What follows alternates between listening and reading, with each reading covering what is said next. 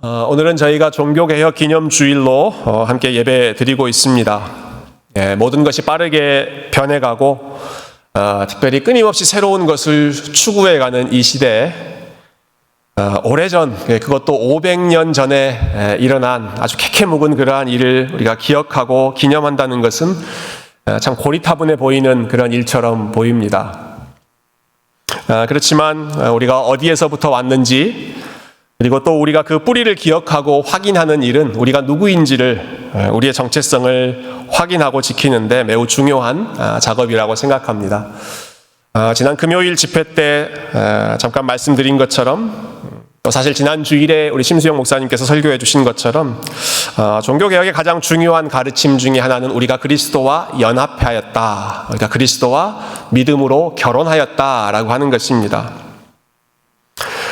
그리스도와의 연합을 기념하는 이 종교개혁 기념일에 저와 여러분이 룻과 보아스가 이렇게 함께 만나서 연합을 준비하는, 결혼을 준비하는 이러한 본문을 읽고 또 하나님의 은혜를 나누게 된 것 역시 참 재미있는 하나님의 인도하심이다. 하나님의 sense of humor라고 할까요?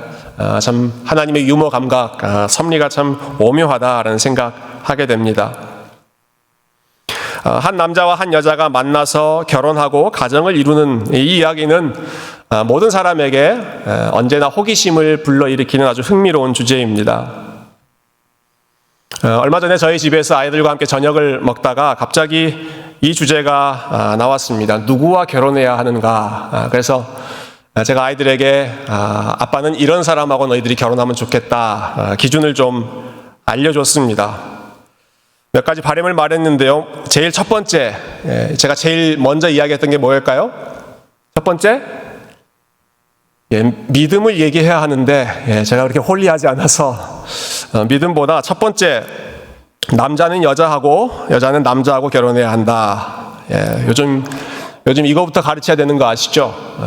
비극입니다만은 남자는 여자랑 여자는 남자랑 결혼해야 한다. 자, 두 번째, 우리는 믿는 사람이니까 크리스찬하고 믿는 사람하고 결혼해야 한다. 세 번째, 혹시 가능하다면 우리는 한국 사람이니까 좀 말이 통하고 문화가 익숙한 한국 사람이랑 결혼하면 좋겠다. 자, 말씀을 준비하면서 좀 이 부분이 찔렸습니다. 이 룻기 말씀이 이 국제적인 결혼 아닙니까? 유대인 남자와 이 모함 여인이 결혼하는 내용인데 그 내용을 좀 설교하면서도 여전히 이 문화적인 틀에 갇혀 있구나라는 생각을 좀 했습니다. 그래도 바람은 그렇게 나누었습니다. 그랬더니 셋째 아이가 갑자기 이렇게 말했습니다. 그러면 나는 커서 오빠랑 결혼할래. 그 세 가지 기준을 모두 충족하는 남자입니다. 남자이고, 앞으로 믿을 가능성이 높고, 그리고 세 번째가 뭐였죠? 한국 사람이고. 아마 속으로는 흐뭇해 하면서도 둘째가 이렇게 아쉽다는 듯이 대답했습니다. 하율아, 우리는 안 돼. 가족끼리는 결혼할 수가 없어. 이렇게 얘기하길래 저희 셋째가 물러나지 않고 이렇게 대답했습니다. 왜 안 돼? 엄마랑 아빠는 가족인데 결혼했잖아. 갑자기 혼란스러워지죠, 이게. 어떻게 대답을 해야 될지. 저희 둘째 아이가 거기에 설득당했습니다. You are right. 우리 결혼할 수 있겠다라고 이야기를 했습니다. 참 가르쳐야 될 게 첩첩산중입니다. 서로를 전혀 알지 못했던, 이전에는 가족이 아니었던 사람들이, 남남이었던 사람들이 만나게 되고 사랑하게 되고 그렇게 해서 결혼을 하게 되는 것, 가정을 이루게 되는 것은 참 놀라운 하나님의 섭리이죠. 그 놀라운 하나님의 섭리가 오늘 본문의 룻과 보아스의 삶 가운데 일어나고 있습니다. 어떻게 두 사람의 마음을 확인하게 됐는지 우리 본문을 통해서 한번 확인해 보도록 하시죠. 6절 말씀 보시면 오늘 본문이 이렇게 시작합니다. 그는 룻을 가리키는 말이죠. 룻이 타작마당으로 내려가서 시어머니의 명령대로 다 하니라. 우리가 2주 전에 다 다루지 못했던 부분입니다. 나오미가 룻의 결혼을 준비하면서 너는 이렇게 해서 보아스 앞에 나아가라, 이 가이드를 제시한 적이 있죠. 그 내용이 3장 2절부터 4절에 나오는 내용인데 거기 2절에 보면 제일 먼저 나오미가 이렇게 이야기했습니다. 보라, 그가 오늘 밤에 오늘 밤에 타작마당에서 보리를 까불리라. 보리 추수해서 이제 보리를 타작할 것이다. 껍질을 벗기고 알곡만 모으는 그 일을 바로 오늘 밤에 할 것이다. 가르쳐 준 것이죠. 아니, 왜 타작하는 일을 밤에 했을까? 이것도 좀 흥미롭지 않습니까? 이 중동 지역이 너무 더운 지역이기 때문에, 또 베들레헴 지역은 언덕에 위치한 그러한 마을이었는데, 타작하기에 좋은 날씨는 바람이 좀 불고 선선한 날씨였습니다. 근데 그 조건이 베들레헴에서는 밤 시간, 저녁 시간이었기 때문에 밤에 이제 보아스가 타작을 할 것이다. 그 타이밍을 맞춰서 룻, 네가 보아스를 가까이 접근해라 라는 것이죠. 근데 그때 어떤 복장으로 보아스에게 나아가야 될 것인가 하는 내용까지도 나오미가 코치해 줍니다. 3절 말씀에 그 내용이 나오죠. 3절 보면, 그런즉 너는 목욕하고 기름을 바르고 의복을 입고 타작 마당에 내려가라. 친절하게 드레스 코드까지 이야기해 주죠. 사실 우리는 우리 문화에 너무 익숙하다 보니까 이러한 내용, 이러한 본문도 우리식으로 생각하기가 쉽습니다. 이것은 한 여인이 깨끗하게 샤워를 하고 향수를 뿌리고 또 옷장에서 가장 예쁜, 가장 매력적인 옷을 골라서 이 옷도 입어봤다, 저 옷도 입어봤다가 하다가 가장 좋은 것으로 입고 보아스에게 가지 않았을까 하는 그러한 생각을 하게 됩니다. 물론 보아스를 이게 만나러 가는 자리에 룻이 함부로 아무렇게나 입고 가지 않았겠죠. 아주 고운 모습으로 갔을 것입니다. 그러나 여기 나오는 목욕하고 기름을 바르고 옷을 갈아입었다라고 하는 것은 그것 이상의 아주 중요한 의미가 담겨 있는데요. 이와 똑같은 표현이 성경의 다른 곳에서 한번 사용된 적이 있습니다. 근데 그때는 남자에게 적용된 적이 있습니다. 남자에게 이 똑같은 표현이 나옵니다. 사무엘하 12장 20절에 보면 이 내용이 다윗에게 적용됩니다. 다윗이 땅에서 일어나 몸을 씻고 목욕하고 기름을 바르고 의복을 갈아입고 옷을 입었다. 이 똑같은 내용입니다. 이 다윗의 상황이 어떤 상황인가? 이 상황 아주 비극적인 상황이죠. 갓 태어난 아들이 먼저 생명을 잃고 떠난 그런 상황이었습니다. 그때 아들이 죽은 후에 다윗이 했던 일이 목욕하고 기름을 바르고 옷을 갈아입었다였습니다. 그러니까 이것은 슬픔을 정리하고 일상으로 새로운 삶으로 본인이 돌아간다라고 하는 그러한 의미가 담겨 있는 것이죠. 룻 역시 마찬가지죠. 남편이 떠난 후에, 남편이 죽은 후에 아마 그동안 오랫동안 룻의 삶에 짙게 드리워졌던 그 남편의 죽음이라고 하는 그림자, 그것들을 다 벗어버리고 이제는 새로운 마음으로 새로운 옷을 입고 새로운 삶을 시작하려고 준비하는 그 첫 번째 단계가 이렇게 목욕을 하고 기름을 바르고 옷을 갈아입었다라고 하는 것이죠. 그렇게 새로운 마음으로 이제 보아스 앞에 걸어 나가는 것입니다. 그리고 나서 나오미가 가장 중요한 지시를 룻에게 주었죠. 4절 말씀 보시면 이 부분이 가장 중요하죠. 그가 누울 때 너는 그가 눕는 곳을 알았다가 들어가서 그의 발치 이불을 들고 거기 누우라. 그가 내 할 일을 내게 알게 하리라. 여러분, 이 부분에서 뭐가 제일 중요한 지시사항이었을까요? 뭐가 제일 중요한 내용입니까? 그가 눕는 곳을 알았다가 이겁니다. 그가 눕는 곳, 그가 어디에 누웠는지 잘 확인하고 이상한 남자한테 찾아가지 말고 보아스가 누워있는 그 자리 꼭 기억했다가 한밤중이니까 잘 사람 분간하기 힘드니까 그렇게 이야기하는 것이죠. 그랬다가 보아스가 잔치를 벌인 다음에 잠에 들게 되면 그 가까이에 가서 그의 발치, 발끝에 있는 그 위치에 너도 조용히 누워있어라. 그러면 보아스가 일어나지 않겠습니까? 일어나면 보아스가 무슨 일을 할 것인지, 어떻게 행할 것인지 너에게 알아서 다 이야기할 거니까 너는 그때까지 숨 죽이고 가만히 누워있으면 된다. 이것이 나오미가 룻에게 해주었던 코치였습니다. 자, 룻이 그 말씀 그대로 밤에 타작마당에 들어가고 보아스가 누워있는 것을 확인하고 그 발끝머리에 자리를 잡고 몰래 숨 죽이며 누워 있었습니다. 얼마나 긴장된 마음으로 누워 있었겠습니까? 그리고 나서 이제 이어지는 내용이 오늘 본문의 8절과 9절입니다. 제가 한번 읽어보죠. 8절과 9절 보시면 밤중에 그가 놀라 몸을 돌이켜본즉 한 여인이 자기 발치에 누워 있는지라 이르되 네가 누구냐 하니 대답하되 나는 당신의 여종 루시오니 당신의 옷자락을 펴 당신의 여종을 덮으소서. 이는 당신이 기업을 물을 자가 됨이니이다 하니. 예, 밤중에 시간이 어느 정도 흘렀겠죠. 보아스가 뭔가 이상한 인기척을 느끼고 몸을 뒤척이면서 일어났습니다. 그리고 몸을 돌려보니 자기 가까운 곳에 어떤 여인이 누워 있는 것이죠. 그래서 누구냐 물어보니까 돌아온 대답이 나는 룻입니다 라는 대답이 돌아왔습니다. 자, 여기까지가 나오미가 룻에게 부탁했던 지시사항이었습니다. 그렇게까지 하면 누워있다가 보아스가 일어나면 그 나머지는 보아스가 다 알아서 할 거다. 가만히 있어라. 룻이 가만히 있지 않습니다. 룻이 거기서 멈추지 않습니다.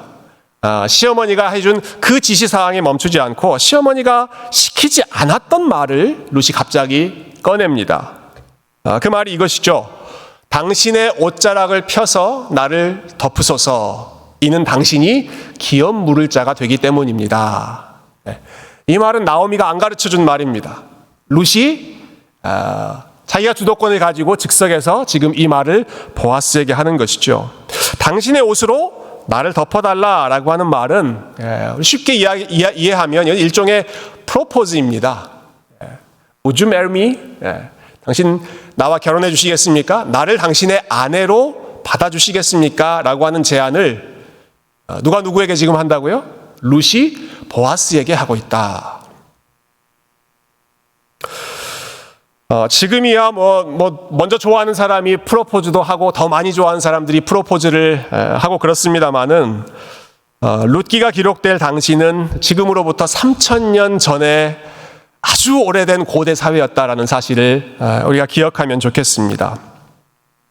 그 오래전에 여인이 먼저 나서서 프로포즈를 한다. 이것은 이상한 일이었습니다.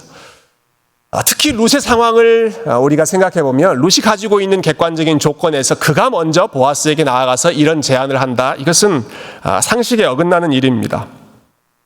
이미 말씀드린 것처럼 여성이 남성에게 먼저 다가간다라고 하는 것도 의아한 일이고, 자, 유대 땅으로 이민 온 모압 여인, 이방 여인이 유대 땅의 유력자, 그 지역의 유지라고 할 수 있는 보아스에게 먼저 가서 나를 받아주십시오 제안하는 것, 주제넘는 일입니다.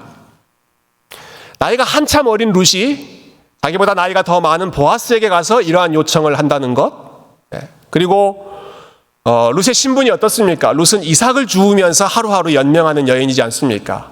일용직 노동자의 계급이라고 할 수 있습니다. 가장 가난한 위치에 있는 그 여인이 자기가 일하는 밭의 주인인 보아스에게 가서 나를 받아주십시오 라고 이야기하는 것은 상상할 수 없는 아주 도발적인 그런 일을 지금 룻이 하고 있는 것이죠. 나를 당신의 옷으로 덮으소서. 지금 룻이 하고 있는 여러분 이 행동들을 사람들이 봤다면 아마 사람들은 룻을 향해서 돌을 던지거나 손가락질하거나 이 여인은 행실이 나쁜 여인이기 때문에 쫓아내야 한다. 자기 마을에서 쫓아내려고 했을 정도로 이 일은 아주 스캔들러스한 스캔들이 될 수 있는 그러한 일입니다. 그러니까 룻으로서는 위험천만한 그런 프로포즈를 지금 하고 있는 것이죠. 룻이 왜 이렇게 위험한 프로포즈를 하고 있을까요? 도대체 뭘 믿고 룻이 이렇게 대담한 행동을 했을까요? 룻은 그 지역에 처음 왔으니까 이것이 위험하다는 사실을 몰라서 그랬을까요? 저는 그렇지 않다고 생각합니다. 룻이야말로 이것이 얼마나 위험천만한 일인지, 얼마나 사람들이 손가락질할 만한 일인지를 누구보다도 더 잘 알았을 것입니다. 그러나 그런 위험을 감수하면서까지 보아스에게 다가가고 프로포즈를 하는 것이죠. 어떤 마음에서 룻이 이런 일들을 할 수 있었을까? 저는 아마도 룻이 기대하고 믿었던 바는 보아스는 하나님을 사랑하는 사람이고 보아스는 하나님의 말씀에 순종하는 사람이다 라고 하는 이 사실을 룻이 붙잡고 이러한 일들을 감행했다고 생각합니다. 보아스는 하나님 사랑하는 사람이고 그는 하나님 말씀을 중요하게 여기는 사람인 것을 알기 때문에 그것을 의지해서 지금 이러한 프로포즈를 하는 것입니다. 여러분 룻이 보아스에게 했던 말을 한번 다시 기억해 보시면 좋겠습니다. 이런 말을 했죠. 당신은 기업을 물을 자입니다.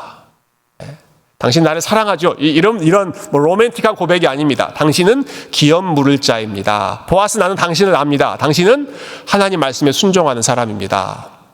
당신은 이삭 줍기라고 하는 그 제도를 철저하게 순종하면서 가난한 자들에게 사랑을 베풀었던 사람입니다.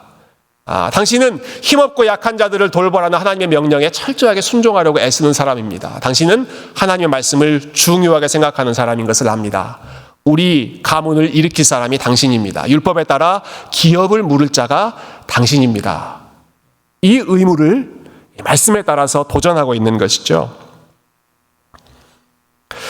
특히 한 가지 더 의미심장한 부분은 룻이 첫 번째 했던 말입니다. 당신의 옷자락으로 나를 덮어주소서라고 하는 이 고백. 굉장히 로맨틱한 고백처럼 느낍니다만은 여기서 말하는 이 옷자락이라고 하는 단어가 굉장히 중요한 단어입니다. 룻기에서 아주 중요한 위치를 차지하고 있는 단어인데요. 이 단어가 히브리어로는 카나프라고 하는 단어인데 날개를 의미할 때 똑같은 단어가 쓰입니다. 날개가 카나프입니다. 근데 날개라고 하는 말은 이미 앞에서 한번 나온 적이 있죠.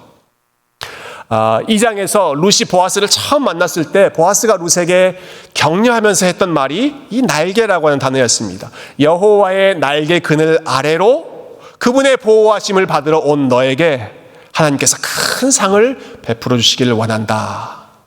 그 날개가 카나프입니다. 여호와의 날개 그늘 아래로 네가 피난처를 삼아 왔다. 상 받기를 원한다. 지금 룻이 그 말을 기억하면서 그대로 보아스에게 호소하는 것이죠. 나는 여호와의 날개 아래로 피난처를 삼아 왔습니다. 하나님의 날개 아래로 달려왔습니다. 당신이 나의 날개가 되어 주십시오. 여호와의 날개, 그 역할을 당신이 해 주십시오. You said it. 여호와의 날개 그늘 아래로 온 너에게 하나님 상 주시기를 원한다 말씀하지 않았습니까?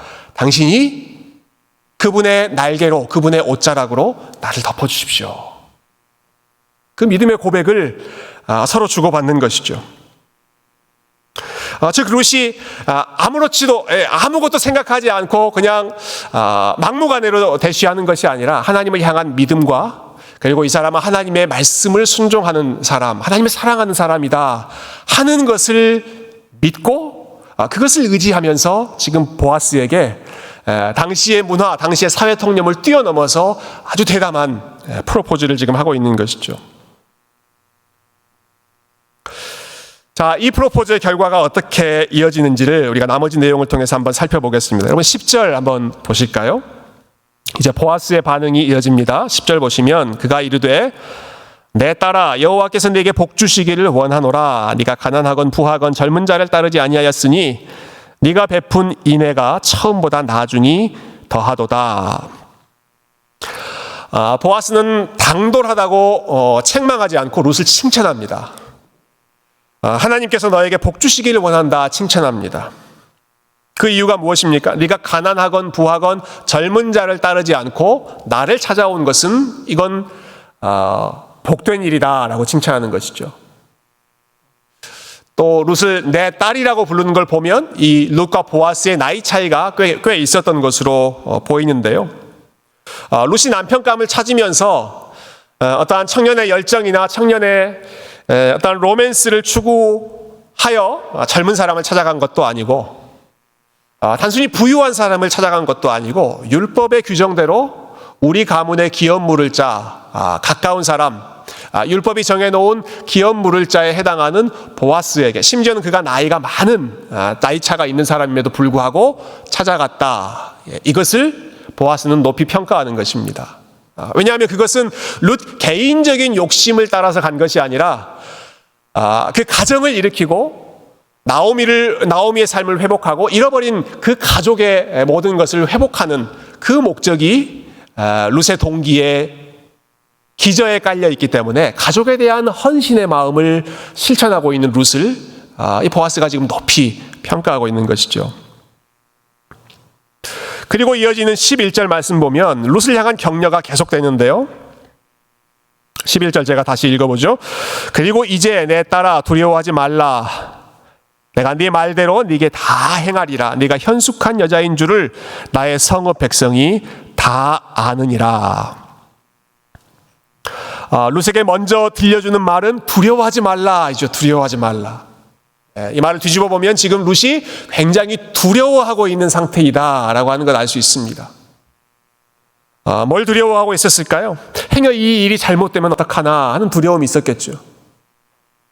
혹시 내가 이렇게 프로포즈를 했는데 보아스가 나의 제안을 거절하면 어떡하나. 여러분 누구나 다 사람에 대해서 거절당할 것에 대한 두려움, 불안함, 걱정 이런 것들이 있지 않습니까? 행여나 그렇게 되면 어떡하나. 그렇게 됐을 때 이 사실이 사람들한테 알려지고 사람들의 입방아에 오르내리고 사람들이 나를 향해서 손가락질하면 내가 과연 얼굴이나 제대로 들고 다닐 수 있을까? 룻의 머릿속을 걱정하게 만드는 것은 한두 가지가 아니었을 것입니다. 그렇게 긴장하며 아마 떨리는 목소리로 보아스에게 이야기하지 않았을까요? 당신의 옷자락으로 말을 더듬으면서 정말 떨리는 불안한 마음으로 긴장하면서 말하지 않았을까 생각합니다. 두려워하지 말아라. 안심시키는 거죠. 룻, 두려워하지 말아라. 네가 말한 그 모든 것을 내가 다 행하겠다. 그리고 그 다음에 이어지는 말이 클라이맥스의 백미와도 같습니다. 네가 현숙한 여자인 줄을 나의 성읍 백성이 다 아느니라. 여기 현숙한 여자라고 하는 표현이 나옵니다. 현숙한 여인이라고 하는 표현을 들으시면 여러분 어떤 이미지가 연상되십니까? 뭔가 좀 차분하고 정숙하고 아주 조신하고 그렇게 우아한 이 현모양처의 이미지가 연상되지는 않으십니까? 히브리어 원어의 의미는 이거보다 훨씬 더 깊은, 더 큰 의미가 있습니다. 현숙하다, 우리말은 그렇게 번역했는데요. 이 현숙하다라고 번역된 히브리어 단어 하일이라고 하는 단어는 영어로 번역하면 great입니다. great, 위대한이라는 뜻입니다. 당신은 위대한 여인입니다. 보아스가 지금 이렇게 칭찬하는 것이죠. 이 하일이라고 하는 단어는 이미 룻기 2장 1절에서 나온 적이 있습니다. 보아스를 처음 소개할 때 나왔던 단어가 이 단어였습니다. 보아스는 유대 땅 베들레헴에 있는 유력한 자니라 했을 때 그 유력하다라는 단어가 하일이라는 단어였습니다. 보아스는 he was a great man. 그 사람은 베들레헴에 있는 great man이다 라고 했을 때 이 유력하다, 하일이라고 하는 단어를 썼는데 보아스가 이 똑같은 단어를 사용하면서 Ruth, you are great. 당신은 위대한 여인입니다. 당신은 놀라운 뛰어난 여인입니다 라고 칭찬하고 있는 것이죠. 베들레헴의 great man이 룻을 향해서 you are a great woman 이라고 높여주는 것이죠. 그렇지만 여러분 생각해 보십시오. 룻과 이 great라고 하는 단어가 어울리는지 한번 생각해 보십시오.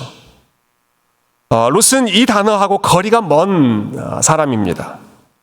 위대함, 그것은 고사하고 평범함조차도 살지 못하고 있는 상황이 룻이 처해 있는 신세이죠. 이방인입니다.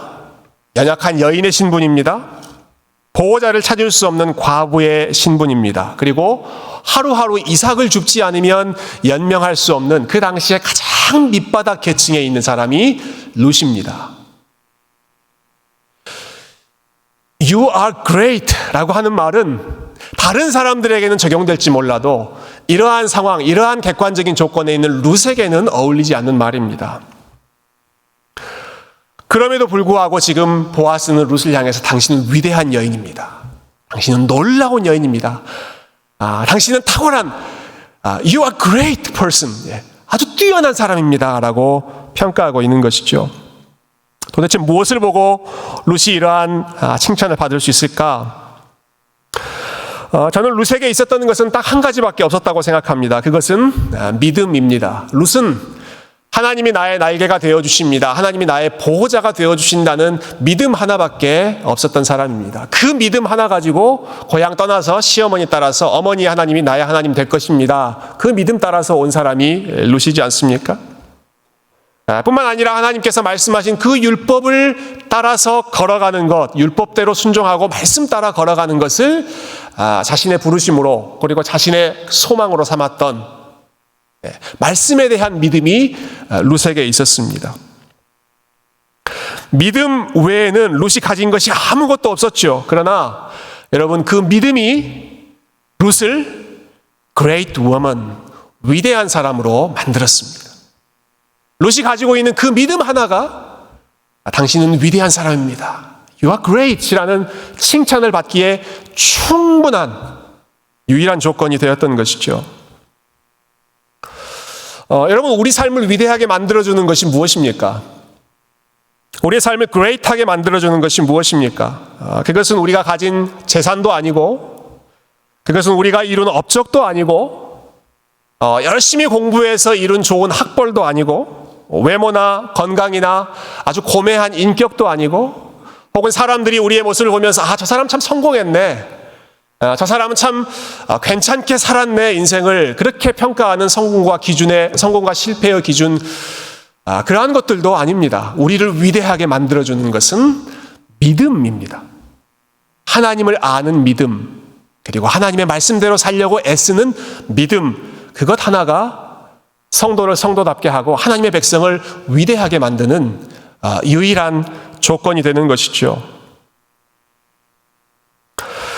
교회 역시 마찬가지라고 생각합니다. 여러분, 우리 새교회를 위대하게 만드는 것은 무엇일까요? 사람 숫자가 아닙니다. 교회를 위대하게 만드는 것, 우리가 오늘 종교개혁 기념주일이지 않습니까? 교회를 위대하게 만드는 것, 사람 숫자 아닙니다. 교회를 위대하게 만드는 것, 재정 아닙니다. 교회를 위대하게 만드는 것, 아주 뛰어난 사람, 탁월한 사람들이 많이 모여 있는 것, 그런 것 아닙니다. 제가 지난주에 안수집사 임직식을 참 감사하게 은혜롭게 마쳤습니다. 그날 저희 교회 이제 취재차 오셨던 우리 한 기자분께서 떠나시면서 우리 교회를 칭찬하시면서 가셨습니다. 이 교회는 이상한 사람들이 쉽게 침입하지 못하겠습니다. 안수 집사님 되신 그분들의 체격을 보니까 여러분 한번 생각해 보세요. 김호진, 이승희, 윤택한, 석장원 집사님 이런 분들 아주 체격이 좋지 않습니까? 그분들 보고 이 교회는 아무나 침범하지 못하겠다, 그렇게 이야기하시더라고요. 제가 임직식 때 그래서 같이 찍은 사진을 봤더니 제가 가운데 서 있는데 제가 정말 어깨가 좁구나 라는 생각이 들더라고요. 그렇지만 키는 제가 제일 큽니다, 여러분. 여러분, 젊고 열심 있고 성실하고 실력 있는 좋은 집사님들 세워진 것 감사한 일이죠. 좋은 일입니다. 그러나 우리가 기억해야 할 것은 좋은 사람들이 많은 것이 교회를 위대하게 만드는 것이 아니라 교회를 위대하는 것은 무엇이다? 믿음이다. 한 사람 한 사람이 하나님을 믿고 하나님 말씀을 믿고 예수 그리스도가 유일한 진리이신 것을 믿고 어떤 상황에도 주님께로 달려가야 한다는 그 믿음을 가지고 있는 교회가 위대한 교회이고, 그것이 교회를 교회답게 만들고, 그것이 성도를 성도답게 만들고, 그리고 그것이 저와 여러분의 삶을 하나님 보시기에 위대한 삶으로 만든다는 사실을 여러분 기억하시기를 축원합니다. 여러분, 그렇다면 믿음은 무엇입니까? 믿음의 핵심은 그리스도를 붙잡는 것이고 그리스도를 바라보는 것입니다. 오늘 본문은 룻과 보아스의 만남을 표면상 이야기하는 것 같지만 여러분, 이 만남의 내용은 신랑 되신 그리스도와 신부된 우리와의 관계를 가장 잘 보여주는 그림입니다. 보아스가 룻을 위해서 했던 일, 그리고 보아스가 룻에게 들려주었던 말, 그 모든 것은 우리 주님께서 저와 여러분을 위해 베풀어 주셨던 일이고, 그리고 저와 여러분에게 들려주시는 부드러운 음성이죠.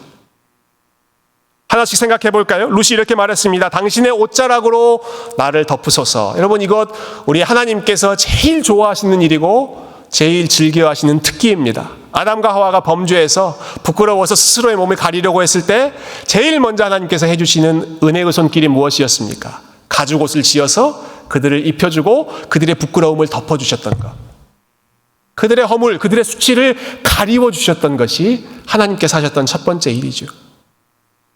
은혜의 사도라고 불리는 사도 바울이 성도들에게 누차 여러 차례 반복했던 것, 너희는 그리스도로 옷 입어라. 그리스도로 옷 입어라. 그리스도의 의로움으로 너희의 모든 허물과 부끄러움을 다 덮어라 라고 하는 것이죠. 보아스가 룻에게 했던 말, 두려워하지 말라, 내가 네 말대로 다 행하겠다라고 하는 말씀도 한번 생각해 보십시다. 두려워하지 말라는 말씀은 성경 안에서 가장 많이 나오는 명령이라고 합니다. 두려워하지 말라. 제가 정확히 숫자는 카운트하지 않았지만 성경 안에 가장 많이 나오는 명령이 두려워하지 말라는 명령입니다. 아마 그러한 이유는 우리가 그만큼 두려워하고 그만큼 우리가 마음이 소심하기 때문에 이러한 명령을 많이 주셨겠죠. 예수님께서 제자들에게 또 무리들에게 가장 많이 하셨던 말씀, 두려워하지 말라였습니다. 풍랑을 만나서 떨고 있는 제자들을 향하여 두려워하지 말라 말씀하셨죠. 사랑하는 어린 딸을 떠나보내고 죽어서 슬퍼하고 있던 회당장 야이로를 향해서 주님께서 하셨던 말씀, 두려워 말고 믿기만 하라. 예수님이 돌아가신 후에 자기들도 혹시 잡혀가지는 않을까 두려운 마음에 유대인들이 두려워서 문 걸어 잠그고 숨어서 자기들끼리 벌벌 떨고 있는 그 제자들을 향해서 부활하신 주님께서 나타나셨을 때 하셨던 첫 번째 말씀, 두려워하지 말라. 평강이 너희에게 있을지어다. 보아스가 룻을 칭찬하며 했던 말, 당신은 위대한 여인입니다. You are great. 여러분, 이 말씀도 우리 주님께서 당신의 백성들, 당신의 신부들, 그리고 저와 여러분들에게 주시는 말씀입니다. 이미 예수님께서 이렇게 말씀하신 적이 있죠. 솔로몬이 모든 영광, 모든 화려함으로 입었던 그 옷보다 들에 핀 백합화가 더 귀하고, 그리고 너희는 이 모든 것보다 더 존귀하다. You are greater than everything. 너희는 이 모든 것보다 하나님 보시기에 더 귀하고 위대한 사람들이다. 또 이렇게 말씀하신 적이 있습니다. 세례 요한을 가리켜서 여인이 낳은 사람 중에 세례 요한보다 더 큰 자가 없다. 세례 요한은 the greatest. 여인이 낳은 자, 그러니까 이 땅에서 존재했던 모든 사람들보다도 세례 요한이 가장 위대한 사람이다. 예수님 그렇게 칭찬하셨죠. 여러분, 세례 요한은 참 세상적인 기준에서 보면 별 볼 일 없이 살았던 사람입니다. 먹는 것 별 볼 일 없었고, 입는 것 별 볼 일 없었고, 사는 곳 광야였습니다. 그곳에 살면서 주의 길을 예비했다. 그의 삶은 나는 쇠하여야 하고 주님은 흥하여야 한다. 그 목표 하나로 살았던 사람이죠. 세상적으로 보면 별 볼 일 없는 사람이지만 예수님의 평가는 어떻습니까? 세상의 기준과 다르죠. 그 사람이야말로 여인이 낳은 어떤 사람보다도 더 위대한 사람이다. 더 큰 자다. 그런데 예수님이 거기서 멈추지 않으십니다. 그러나 하나님 나라에서는 극히 작은 자라도, 하나님 나라에서는 가장 작은 자라고 할지라도 세례 요한보다 더 크다.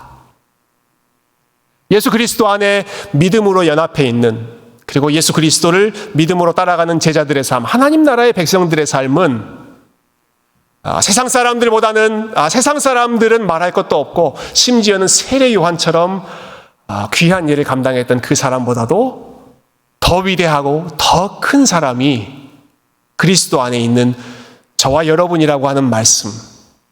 여러분, 이 말씀이 믿어지십니까? 잘 안 믿어지시죠? 잘 안 믿어지시죠? 내가 어떤 사람인데 주님이 나를 모르셔서 그런 말씀을 하시지. 아니요. 주님이 우리를 너무 잘 아시지만 말씀하시는 것입니다. 네가 내 안에 있기 때문에. 네가 나의 사랑을 입은 자이기 때문에. 여러분, 룻의 형편, 세례 요한의 형편이 인간적인 눈으로 보면 어떻게 그 사람을 향해서 You are great이라고 말할 수 있겠습니까? 믿음 때문에 그러한 위대한 평가를 받는 것이죠. 세상의 기준과 상관없이 때로는 우리가 실수하고 때로는 우리가 넘어진다고 할지라도, 혹은 때로는 우리의 삶이 세례 요한처럼 광야와 같은 그러한 삶을, 광야 속에서만 살아가는 그러한 외로운 삶을 살아간다고 할지라도 주님께서 보시는 평가는 You are great. You are great. 다른 것으로 우리의 삶을 위대하게 만드는 것이 아니라 우리 주님을 향한 사랑과 주님을 향한 믿음이 저와 여러분을 위대하게 만드는 그러한 유일한 조건이 되기를 주님의 이름으로 축원드립니다.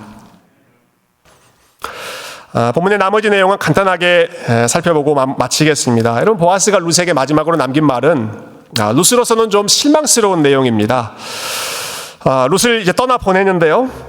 보아스가 이렇게 이야기합니다. 내가 기업 물을 자 중에 한 사람인 것은 맞는데 사실 나보다 더 가까운 사람이 있다. 촌수로 따지면 나보다 더 가까운 사람이 있어서 일단 그 사람이 어떤 마음을 갖는지 알아보는 것이 순리이기 때문에 그 사람에게 먼저 물어보고 그 사람이 이 책임을 감당하지 않는다고 하면 그때 내가 기업 물을 자로서 나의 의무를 다하겠다. 이렇게 말했습니다. 그러니까 루스로서는 지금 프로포즈한 바로 그 순간에 모든 것이 해결되는 것이 아니라 조금 더 기다려야 되는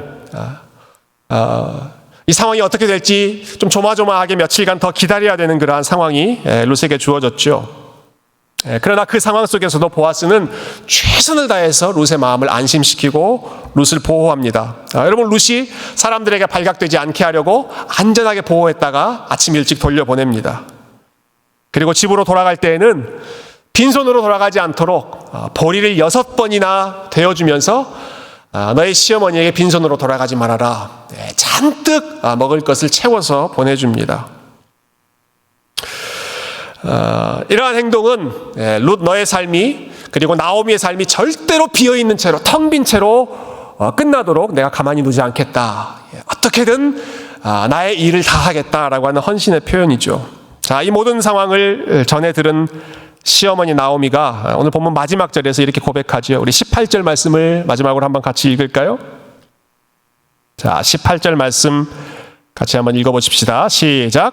이에 시어머니가 이르되 내 딸아 이 사건이 어떻게 될지 알기까지 앉아있으라. 그 사람이 오늘 이 일을 성취하기 전에는 쉬지 아니하리라 하니라. 예, 시어머니는 이 나오미는 보아스의 믿음과 보아스의 성품을 신뢰합니다. 우리 잠잠히 기다리자. 이 일이 어떻게 될지 믿음으로 한번 기다려보자라는 것이죠. 그 사람이 오늘 이 일을 성취하기 전까지는 절대로 쉬지 않을 것이다. 확신하는 것입니다. 어떤 방식으로 해결할지 그리고 어떤 타이밍에 이 일을 마무리할지 그것은 우리가 알지 못하지만 보아스 그 사람은 절대로 이것을 그냥 대충 끝낼 사람이 아니다. 반드시 모든 일을 아름답게 마무리할 사람이다. 이 일이 어떻게 끝날지 그 끝날 때까지 그 사람은 쉬지 않을 사람이니까 우리 잠잠히 기다리자.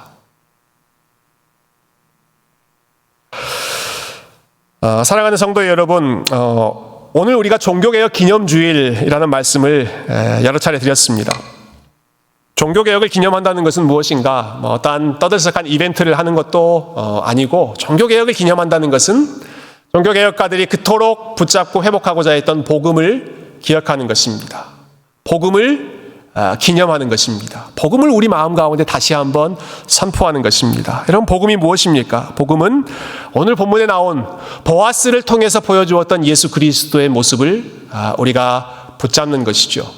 우리의 모든 죄와 허물을 덮어주시는 예수 그리스도의 의로운 옷, 주님께서 저와 여러분의 모든 부끄러움을 다 덮어주시는 그분의 의로운 보혈이, 그분의 의로운 옷이 우리의 모든 수치를 가리워 주신다는 사실이 복음이고, 우리가 어려운 일이 있을 때마다, 위태로운 일이 있을 때마다 두려워하지 말라 말씀하시는 그 주님 품으로, 그 주님의 날개 그늘 아래로 달려가는 것이 복음을 붙잡는 삶이고, 그리고 세상이 뭐라고 생각하든, 사람들이 뭐라고 생각하든지 그것에 우리가 치우치지 않고 우리 주님께서 믿음 안에 있는 그 성도들을 You are great, 너는 위대한 사람이다, 너는 하나님의 존귀한 백성, 하나님의 나라를 유업으로 받는 사람이다, 너는 내 것이다 말씀해 주시는 그 음성으로 저와 여러분의 삶을 평가하는 것이 복음의 참된 의미이고, 그것이 우리가 종교개혁을 참되게 기념하는